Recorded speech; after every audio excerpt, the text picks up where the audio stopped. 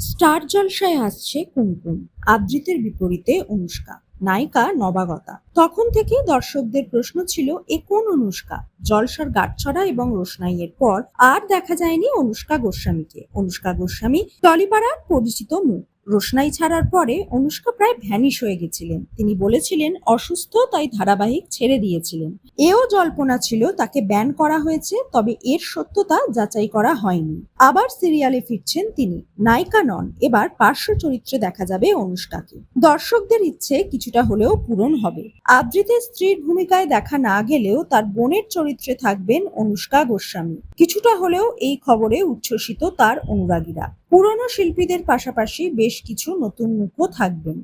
অরিজিতাকে দেখা যাবে আদ্রিতের মায়ের চরিত্রে। জি বাংলার নিমফুলের মধুতে নেতিবাচক চরিত্রে ছিলেন। কুমকুমে অরিজিতার চরিত্রটি কেমন হবে তা অজানা। প্রথম প্রোমো সম্প্রচারিত হচ্ছে। একাংশের মতে সেখানে অরিজিতাকে নেগেটিভই মনে হচ্ছে। এখনো দেখা যায়নি অনুষ্কা গোস্বামীকে। নায়কের পরিবার চন্মস্ত্রী শু হাউসের মালিক। আদ্রিত অর্থাৎ ঈশান মালিকের নাতি। ১০০ বছরের পুরনো ব্যবসা বন্ধ করার ফন্দি আঁটছে তারা। সেই সময় গ্রামে ফেরেন ঈশান এবং তার বিদেশি বন্ধুরা। দেখা হয় কুমকুমের সঙ্গে। কুমকুম তাকে পরামর্শ দেয়, ব্যবসা নয়, নকশা বদলে ফেলুন। প্রথম প্রোমোয় মন ছুঁয়ে যায় দর্শকদের।